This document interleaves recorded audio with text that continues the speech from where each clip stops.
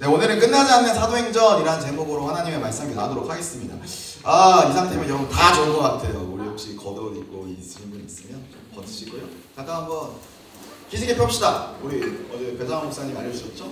날개 족지를 이렇게 해가지고 옆 사람 피해 안 주게 하면 피해 주시죠. 피해 주시고 피해 줍시다. 피해 줍시다. 오케이, 좋습니다. 네, 우리 옆에 있는 사람한테 이렇게 한번 인사할까요? 힘냅시다. 이렇게 한번 인사하겠습니다. 힘냅시다. 네. 제가 설교를 길지 않게 하겠습니다. 네, 오늘 그래서 네, 우리 함께 말씀을 할 텐데요. 제가 두 번째 날 설교 때 제가 정말 좋아하는 예능이 있었다고 이야기했죠. 기억하십니까? 흑백 요리사였습니다. 흑백 요리사.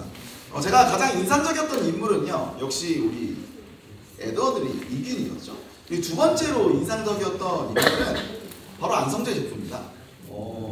저는요 사실 백종원 파거든요. 사실 백종원 좋아합니다. 백종원 아시겠지만 요식업계 황제예요. 그 감각이 진짜 동물적입니다. 인간에 대한 이해가 엄청난 사람이거든요. 그래서 저는 원래 백종원 셰프를 좋아했는데 이 안성재 셰프가 인상적이었던 한 가지 포인트가 있더라고요. 기타를 좀 꺼주세요. 네, 어쨌든 뭐가 있냐? 그 명대사가 하나 있죠. 어떤 거냐? 그 사람이요 상당히 중요시하게 여기는 게 있습니다. 요리에 있어서. 기억나시나요? 최소의 익힘 정도, 그쵸? 기억하시죠? 최소의 익힘 정도를 기가 막히게 중요시하게요. 근데 그러다가 이제 어떤 한 참가자 앞에 가서 시식을 하면서 그런 얘기를 합니다. 이 고기는 익힘 정도가 이분하지 않습니다. 이건 일상적인 단어가 아니거든요. 근데 저는요 그 심사평을 들으면서 저 고기 맛이 어떻겠다라는 것을 깨닫게 됐습니다. 여러분 무슨 얘기인지 아십니까? 이게 무슨 얘기냐면요, 제가 최근에 그 흑백 요리사를 연출한 김학민 PD라는 분이 있어요. 제가 정말 좋아하는 웹툰 작가가 최근에 유튜브 채널을 개설했는데요, 거기서 그분을 이렇게 초청을 해가지고 인터뷰를 하는 걸 좀 봤는데요, 그 김학민 PD가 이런 얘기를 하더라고요. 기본적으로 요리 예능은요 화려해야 됩니다. 그 흑백 요리사 보면요 그 영상미가 기가 막히거든요. 촬영 인력도 엄청 많고요. 근데 그런 이유는요, 기본적으로 요리는 맛을 통해서 이걸 느낌이 와야 되는데, 감각이 이렇게 활성화돼야 되는데, 그걸 시청자들은 시각으로 봐야 되잖아요. 그래서 김학민 PD가 했던 건 뭐냐, 촬영을 진짜 화려하게 하는 거예요. 편집도 화려하게 하고요, 스토리를요 맛을 느낄 수 있도록 서사를 썼습니다. 그 대표적인 예가 누굽니까? 비빔 대화 기억하시죠? 그 편집이요 상당히 웃깁니다. 다시 보시면요, 이 사람이 이렇게 비중 있는 역할인데 이렇게 쉽게 떨어진다고? 서사를 쌓는 거죠. 이 감각을 활성화시키는 게 이 김학민 PD의 주안점이었던 겁니다. 저는 여기서 좀 깨달은 게 있습니다. 뭐냐, 우리가 어쩌면 요리를 먹는 행위, 이것은요 우리의 감각을 활성화시키는 행위고, 그리고 그 감각이 활성화되는 것 자체가 우리가 살아가는 이 자본주의 시대의 모습을 보여주고 있다고 생각했습니다. 여러분, 자본주의의 목표는 무엇입니까? 많은 소비를 일으켜서 많은 욕망을 불러일으켜서 돈을 최대한 많이 벌자, 이것이 자본주의의 목표입니다. 이 소비라는 행위는요 우리 안에 있는 욕망과 감각을 계속해서 불러일으키는 것이죠. 근데 문제가 있습니다. 우리의 내면이, 우리의 존재가 이 소비라는 행위에 잠식되어 버린 것이죠. 그것의 가장 큰 이슈가 무엇입니까? 도파민 이슈죠. 도파민 이슈. 여러분, 도파민이 무엇입니까? 도파민은요 기본적으로 소비와 보상을 통해서 호르몬이 나오는 거예요. 그 호르몬에 중독되는 겁니다. 우리의 내면은요, 여러분 제가 말씀드렸죠, 우리의 내면은 욕망을 채울 수 없습니다. 욕망은 금방 사라질 것이고, 욕망은요 또 다른 욕망을 불러일으킵니다. 이게 바로 이 도파민 이슈였던 것이죠. 그런데 진정한 문제는 무엇입니까? 우리의 신앙도 소비에 물들어져 버렸습니다. 무슨 얘기일까요? 여러분, 이 수련회 아마 대부분 은혜롭고 좋았을 겁니다. 왜 좋았을까요? 주일 예방 타임, 찬양이 좋아서? 제가 설교를 잘해서?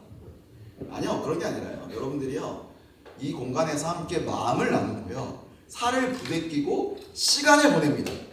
그리고 심지어 밥도 거의 뭐 30세끼 같이 먹죠. 야식도 같이 먹고. 초대교회가 진정으로 했던 그 신앙의 모습들이요, 수련회 때에서 구현이 됩니다. 근데 주일 예배는요, 일주일간 자기 각자의 삶을 살다가 아까 우리가 나왔던 찬양의 가사처럼 멍에를 지고 오는 것이죠. 그래서 어쩌면 우리가 이 일주일간 너무 소비적인 삶을 살았기 때문에 예배도 소비로 물드는 경우가 너무 많아요. 한번 예를 들어볼까요? 여러분, 설교를 듣는 행위는요, 어떠한 면에서 우리의 내적인 영적인 갈망을 채워주기도 하지만 어떠한 면에서 수동적인 경험입니다. 어떠한 면에서 소비하는 행위입니다. 여러분, 수련회 기간 동안 설교를 은혜 받으셨습니까? 죄송하지만요, 그 설교가 우리의 삶에서 진정으로 작동하기 위해서는요, 수동적인 경험을 넘어서는 일이 있어야 됩니다. 소비를 넘어서는 일이 있어야 돼요. 뭐 이런 거죠. 예본 전사님의 그 마음을 만지는 설교, 우리 남자 교역자들에게 찾을 수 없는 그 감성, 그런 게 있지 않습니까? 저의 논리성을 중요시한 설교, 막 들으면 뭔가가 정리되는 것 같아. 배 목사님의 그 깊은 진정성, 배 목사님 어제 막 설교하다가 막 울라고 하시더라고요. 실제로 막 눈물도 막 닦으시더라고요. 깜짝 놀랐습니다. 이 사람 진짜 진심이구나. 이거를 제가 느꼈던 것이죠. 여러분, 목회자들은요, 이 설교를 준비하는 동안 이게 단순히 수동적인 경험이 아닙니다. 이 설교회를 준비하기 위해서 치열하게, 지독하게 고민하면서, 제가 배 목사님 설교 준비하는 거 보면서 진짜 깜짝 놀랐거든요. 3일 동안 엄청 스트레스 받았어요. 설교만 계속 붙잡고 계세요. 제가 그걸 보면서, 아, 그렇지, 우리 설교하는 이 사람들은요, 이 말씀을 가지고 지독하게 씨름을 하니까 이 설교하는 행위가 수동적인 경험이 아닙니다. 소비가 아니에요. 생산입니다. 근데 여러분은요, 수동적인 경험일 수 있다는 거죠. 이게 어쩌면 이 말씀을 듣고, 아, 이 말씀 너무 좋았어 에서 끝난다면 단순히 소비를 하게 되는 것일 수 있다는 것이죠. 여러분, 신앙은요, 어떠한 면에서 소비를 뛰어넘어서 생산의 자리까지 나아가야 됩니다. 수련회 기간 동안 한 지체가 물었습니다. 이런 얘기를 질문을 한 거예요. 주님이 우리를 구원하시고 하나님의 계획과 섭리가 다 정해져 있다면 우리의 신앙의 성장의 노력들이 무슨 의미가 있습니까? 구원은 행위가 없다면서요. 제가 뭐라고 대답했을까요? 맞다고 얘기했습니다. 놀랍게도 어떤 큐티나 기도가 우리의 신앙의 성장에 영향은 끼치겠지만 그게 구원을 보장하진 않아요. 근데 그럼에도 불구하고 왜 큐티와 말씀을 또 사모하고 성경 통독하고 기도하고 이런 거 왜 합니까? 여러분, 왜 하십니까? 신앙 성장에 도전을 왜 합니까? 여러분, 신앙은요, 가치 중심적인 행위이기 때문이에요. 여러분, 신앙 갖는다고 돈이 나옵니까? 안 나와요. 신앙 갖는다고 여러분 성공합니까? 아니요, 성공하지 않습니다. 절대 성공할 수가 없어요. 신앙 갖는다고. 그러면 여기 있는 모든 사람들은 서울대 가고 돈 잘 벌어야죠. 근데 그렇지 않잖아요, 우리의 삶이. 신앙은요, 가치 중심적인 행위입니다. 그러니까 다시 이야기하자면 하나님을 알아가는 이 삶이 얼마나 가치 있는지 안다면, 하나님을 사랑하는 삶, 이 세상을 지으시고 우리 인생의 진정한 주인이 되시는 그분을 알아가는 삶이 얼마나 가치 있는지 안다면 그 사람은요, 신앙의 성장에, 큐티에, 말씀에 도전할 수 있게 되는 것이죠. 여러분, 사랑은요, 우리가 생각하는 것처럼 그렇게 좋은 개념이 아닙니다. 여러분, 고린도 13장에 사랑이 뭐라고 나옵니까? 사랑은 오래 참고 온유하며 시기하지 않으며, 사랑은 끊임없이 우리에게 어떤 도전과 헌신을 이야기합니다. 사랑은요, 핑크빛이 아니에요. 사랑은요, 어려운 일입니다. 이 얘기가 무슨 얘기입니까? 하나님을 사랑하는 삶, 하나님을 향한 헌신과 하나님을 향한 순종과 이 삶이 훨씬 더 우리가 살아가는 삶보다 가치 있기 때문에 그것을 기꺼이 하는 겁니다. 이게 바로 신앙의 성장의 이야기인데요. 만약 이것이 없다면 여러분의 신앙은 이분하게 있지 않았습니다. 수련회 이후에 여전히 이 수련회를 소비하고 그치신다면 저는요, 여러분의 신앙이 이분하게 있지 않았다 말씀드릴 수 있을 것 같습니다. 사랑하는 여러분, 여러분에게 두 가지 질문을 드리겠습니다. 잠깐 2분 동안 생각해 볼 건데요. 여러분은 어떠한 신앙에 도전을 할 수 있겠습니까? 수련회 이후에. 두 번째, 여러분의 삶에 무엇이 가장 중요한 가치입니까? 다시 한번 읽어드릴게요. 여러분은 어떠한 신앙에 도전할 수 있겠습니까? 첫 번째 질문이고요. 두 번째, 여러분의 삶에 무엇이 가장 중요한 가치입니까? 두 가지를 잠깐 1, 2분간 생각해 보도록 하겠습니다. 좀 해보게 되는 것 같은데요. 저는 오늘 본문 말씀을 통해서 우리 수련회의 이야기들을 좀 정리를 좀 해보도록 하겠습니다.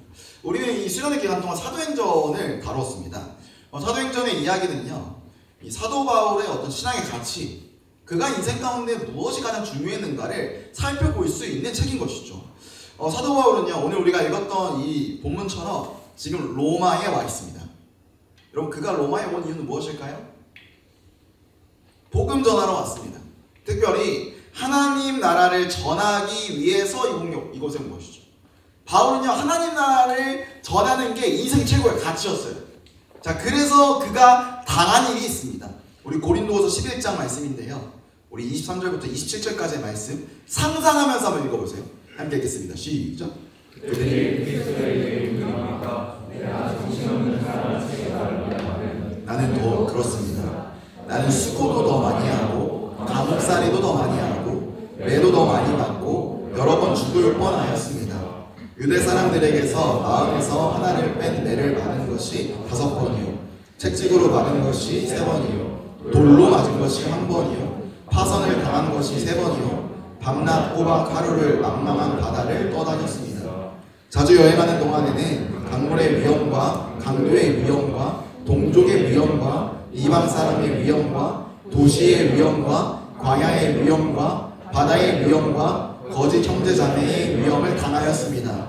수고와 고역에 시달리고 여러 번 밤을 지새우고 줄이고 목마르고 여러 번 굶고 추위에 떨고 헐벗었습니다. 여러분, 이 고생을 하고 로마에 온 겁니다.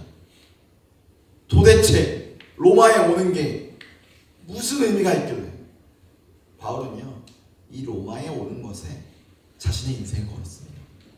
자, 그 로마에 와서 무슨 일을 하는가? 그들은 바울과 만날 날짜를 정하였다. 그날에 더 많은 사람이 바울의 숙소로 찾아왔다. 그는 아침부터 저녁까지 그들에게 하나님 나라를 엄숙히 증언하고 모세의 율법과 예언자의 말을 가지고 예수에 관하여 그들을 설득하면서 그의 속내를 풀어왔다. 자, 30절 31절 똑같이 읽어볼게요. 읽겠습니다. 시작.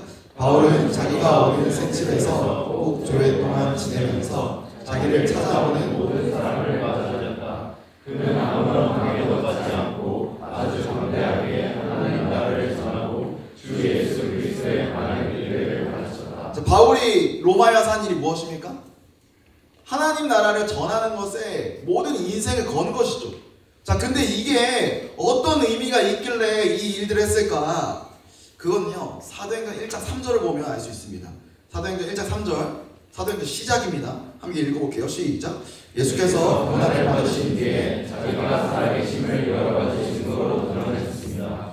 그는 40일 동안 그들에게 여러 차례 나타나시고 하나님 나라에 관한 일들을 말씀하셨습니다. 자, 예수님이요, 지금 승천하시기 전에요 하신 일이 무엇입니까? 어찌 보면 이거 이 세상에서의 마지막 어떤 편지와 유언 같은 이야기거든요. 그때 하시는 일이 무엇이냐? 하나님 나라를 전하는 거였어요. 자, 이게 왜 중요하냐? 예수님이요, 이 땅에 오셔서 사역을 시작하실 때 이런 일을 행하십니다. 우리 마가복음 1장 15절 말씀 함께 읽겠습니다. 시작. 이르시되 때가 찼고 하나님 나라가 가까이 왔으니 회개하고 복음을 믿으라. 예수님의 인생을 건 이야기는요, 하나님 나라였습니다. 여러분, 하나님 나라가 무엇입니까? 하나님이 통치하는 모든 공간, 하나님의 통치를 믿는 모든 인생들, 이들이 살아가는 그 모든 것이 하나님의 나라입니다. 예수님은요, 이 하나님의 나라가 확장되기를 꿈꾸셨어요. 그리고 죽기 전까지, 또 승천하시기 전까지 하나님 나라를 전하셨습니다. 그런데 이 예수를 만난 사도 바울이 했던 건 무엇입니까? 예수가 목숨을 걸었던 하나님의 나라, 그것을 자기도 목숨을 걸고 전하겠다는 거예요. 여러분의 인생 가운데에 어떤 가치가 있길 원합니까? 여러분, 예수님을 진짜로 믿는 사람이라면, 예수님을 진짜로 만난 사람이라면 여러분도 바울과 같기를 소망합니다. 바울처럼 하나님의 나라에 여러분의 목숨을 걸길 바랍니다. 여러분, 하나님의 나라, 제가 방금 말씀드렸죠? 하나님의 통치. 여러분, 여러분의 인생 자체가 하나님의 나라입니다. 무슨 이야기입니까? 우리는요, 우리가 신앙을 갖는다는 건 이런 의미예요. 하나님이 내 인생의 주인이다. 하나님이 이 세상의 주인이다. 그가 나를 만드셨다. 그가 나를 구원하실 수 있다. 이게 구원이고 복음이거든요. 그것을 믿고 살아가는 여러분이 하나님 나라의 주역입니다. 하나님 나라의 일꾼입니다. 당신의 삶이 가는 곳에 하나님의 나라가 확장되길 바랍니다. 여러분이 가는 직장에서, 여러분이 가는 학교에서, 여러분이 가는 가정에서, 여러분이 살아 숨쉬는 모든 그 공간에서 하나님 나라가 확장되는 현장임을 기억하십시오. 왜냐? 예수님을 따라가는 사람들이 우리이기 때문에. 예수님이 목숨을 거셨던 하나님의 나라. 그 예수님을 따라갔던 사도 바울이 목숨을 걸었던 하나님의 나라. 그게 여러분의 인생 가운데 있기를 소망합니다. 이제 설교를 마무리할 건데요. 이 설교를 마무리하면서 저는요, 우리가 계속해서 나왔던 사도행전 1장 8절이 다시 읽히길 원해요. 우리 사도행전 1장 8절 말씀 함께 읽겠습니다. 시작. 오직 성령이 너희에게 임하시면 너희가 권능을 받고 예루살렘과 온 유대와 사마리아와 땅끝까지 이르러 내 증인이 되리라 하시니라. 여러분, 이 말씀을 우리가 읽으면서 특별히 이 말씀을 받았던 제자들의 심정으로 이 말씀을 한번 읽어보자고요. 자, 이 말씀이요, 조금 TMI가 있습니다. 무슨 TMI냐? 사실 예루살렘과 온 유대와 사마리아를 빼도 이 의미는 전달됩니다. 무슨 느낌이에요? 성령님 임하시면 너희가 권능 받고 땅끝까지 복음 전할 거야. 끝! 이렇게 끝날 수 있는 이야기예요. 근데 예수님께서는요, TMI를 주십니다. 예루살렘과 온 유대와 사마리아를 함께 이야기하십니다. 여러분, 이게 왜 이런 이야기를 하셨을까요? 제자들에게 예루살렘은 어떤 공간입니까? 예수님이 돌아가시기 전에 함께 예수님의 고난을 발견했던 자리가 예루살렘입니다. 여러분, 온 유대는 어떤 공간입니까? 갈릴리와 다양한 도시들에서 예수님께서는요, 눈먼 자들을 고치십니다. 병자들을 고치세요. 예수님께서는요, 물고기와 떡을 가지고 많은 사람들을 먹이십니다. 예수님과 함께 여행했던 지역인 것이죠. 여러분, 사마리아는 어떤 곳입니까? 사마리아 여인을 만났던 곳이에요. 생수를 주시면서 구원을 선포하셨던 곳입니다. 여러분, 땅끝은 어디입니까? 여기서 말하는 땅끝은 이방 지역이거든요. 이방 지역에서 예수님께서 데가볼리라는 지역에서 함께 여행을 하십니다. 그곳에서 귀신도 쫓으시고요, 그곳에서도 많은 사람들을 먹이십니다. 여러분, 이 말씀을 받았던 제자들, 사도들은요, 아마 그런 생각을 했을 거예요. 이제 예루살렘으로, 또 온 유대로, 사마리아로, 땅끝으로 복음 전하러 갈 때마다 예루살렘 가서 복음을 전하는데 그때 기억나는 거예요. 아! 여기가 예수님 고난 당하셨던 곳이지. 갈릴리로 갑니다. 유대로 갑니다. 아! 예수님 여기서 떡을 떼시고 우리를 먹이셨던 곳이지. 사마리아로 갑니다. 빌립이 실제로 사마리아 가거든요. 사마리아 가서 아! 여기 예수님이 사마리아 여인에게 물도 주셨던 곳이지. 사마리아 여기 살고 있네? 여러분, 이게 무슨 얘기입니까? 예수님께서 온 유대와 예루살렘과 사마리아와 땅끝을 이야기하실 때는요, 내가 너희와 이미 함께 간 곳이야. 그곳은 너희가 복음을 이제 전할 것인데, 증인의 삶을 살 것인데, 그곳은 너희가 처음 홀로 가는 두려운 길이 아니라 내가 이미 너희와 함께 간 곳이야. 내가 이미 너희와 함께 했고 예행 연습을 했고 이제 너희가 홀로 살아가겠지만 내가 영원히 너희와 함께 할 거야. 임마누엘의 그 하나님, 임마누엘의 그 예수님이 영원히 함께 하신다는 그 약속이 이 사도행전 1장 8절에 담겨 있다는 것입니다. 사랑하는 여러분, 우리는요, 이제 이 수련회를 마무리하고 예루살렘과 온 유대와 사마리아와 땅끝으로 갈 것입니다. 여러분의 일상으로 갈 것이죠. 학교로 갈 것이고요, 직장으로 갈 것이고요, 가정으로 갈 것입니다. 또 이제 사회의 일원으로서 살아갈 것입니다. 그런데 이 사도행전 1장 8절을 아는 우리에게는요, 가는 곳마다 예수님이 떠오르는 것이죠. 예수님과 이미 함께 했던 공간인 것이죠. 여러분, 우리의 일상은요, 두려운 시간이 아닙니다. 왜냐고요? 예수님이 이미 우리와 함께 가셨던 공간이기 때문이에요. 사도들에게 이 말씀이 의미가 있었던 것, 담대하게 복음을 선포할 수 있었던 이유는 예수님이 이미 그들과 함께 가셨기 때문입니다. 사랑하는 청년 여러분, 저는 이 수련을 통해서 저는 많은 생각들을 하게 되는 것 같아요. 이제 앞으로 한국교회 주역은 우리입니다. 우리는 이제 우리의 방식으로 새로운 교회를 열어가야 할 사명이 있어요. 이제 우리가 하나님 나라의 주역이 된 겁니다. 어른들의 신앙의 그 선배들의 모습들을 우리가 지금까지 따라갔거든요. 이제는 여러분의 문화를 여러분이 변혁시켜야 돼요. 우리 어른들은요, 우리가 하는 이 인터넷 문화 모릅니다. 여러분, 이 인터넷 문화를 누가 변화시킬 수 있겠습니까? 그곳에 생존하고 살아 숨쉬는 예수의 제자들 여러분. 여러분, 다양한 직장들이 있을 겁니다. 직장의 모습들, 직장의 안 좋은 문화들, 그걸 누가 변화시킬 수 있겠습니까? 우리 신앙의 선배들이 해줄 수 있는 게 아니에요.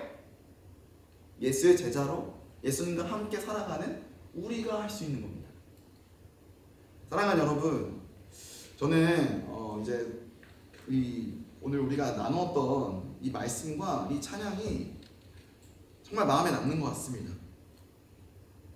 신실하신 주님이 우리의 삶을 끝까지 책임지실 것입니다. 믿으십니까? 신실하신 주님이, 주님의 선하심이 여러분의 인생을 끝까지 붙으실 것입니다. 사도행전 1장 8절에 이미 함께 가신 예수님, 이미 너와 그 공간에, 너가 두려워하고 외로워하는 그 공간에 함께 가시겠다고 말씀하신 하나님, 예수님, 영원히 우리와 함께 하실 겁니다. 그 하나님 믿으면서 우리의 삶을 기꺼이 주님께 드리는 저와 여러분이 되길 주님을 축복합니다. 우리 이 시간 함께 주님의 선하심 이 찬양 함께 나누고 우리 오늘 예배를 마무리했으면 좋겠는데요. 잠깐 자리에서 일어날까요?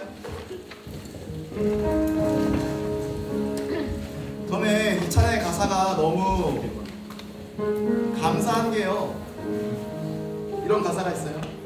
나를 인도하신 주님, 고난 중에도 나와 함께 하셨네. 그분이 우리의 아버지가 되시고 친구가 되십니다. 우리의 삶이 주님 안에 있습니다. 그렇게 우리는 주님의 그 명령대로 예수의 제자로 살아갈 수 있는 것이죠. 우리 그 마음을 가지고 함께 우리 믿음의 고백으로 나아갑시다. 사랑해요 나를, 사랑해요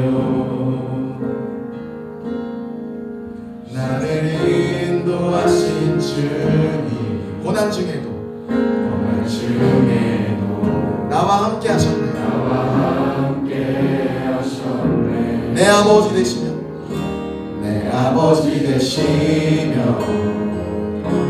내 친구 되신 주, 나의 삶 주님 안에. 우리 처음부터 한번 고백해 볼까요? 사랑해요 신실하신 주님, 사랑해요 신실하신 나의 주님,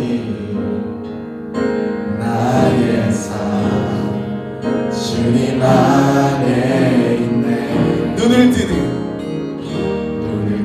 아침부터 잠들기까지 오선하신 주를 노래, 주님의 선하심을 노래합시다. 신실하신 나의 주님, 나의 삶을 인도하셨네.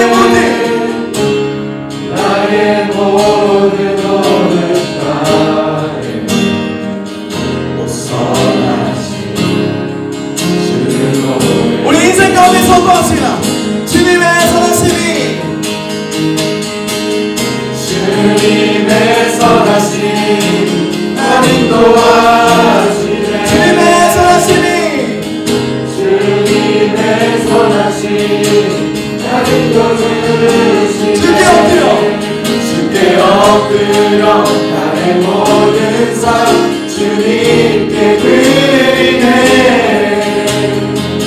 주님의 선하심 우리 마지막으로 고백합시다. 주님의 선하심이 주님의 선하심 나를 인도하시네 주님의 선하심이 주님의 선하심 날 지켜주시네 주께 엎드려 나의 모든 삶 주님께 드리네 주님의 선하심 날 인도하시네 이 시간 우리 마지막 기도하고 이제 이 시간을 마칠 건데요. 우리 자기 가슴에 손을 대고 한번 기도할까요? 이제 여러분의 삶을 위해서 한번 기도합시다. 우리 이제 일상으로 나아가서 실현의 이전과 같은 삶을 살아낼 겁니다. 근데 그때에 여러분 우리 인생의 가치가 어디에 있는지를 기억하면서 신앙이 하나님 나라의 가치에 있다는 것을 기억하면서 우리를 신실하게 이끄신 주님 바라보면서 따라가는 저와 여러분이 되었으면 좋겠습니다. 여러분이 신앙에 도전을 해야 되는 그 공간은 어디입니까? 그곳을 위해서 기도하십시오. 여러분의 직장과 학교와 가정을 위해서 기도하십시오. 주님, 내가 그 공간에서 하나님 나라의 일꾼으로 살아가기를 원합니다. 주님, 그 공간에서 선교적인 공동체의 일원으로서 내가 기꺼이 내 삶을 주께 드리길 원합니다. 주님, 나의 삶을 받아 주시옵소서. 우리 다 같이 기도 좀 가지고 함께 기도하도록 하겠습니다. 기도하겠습니다.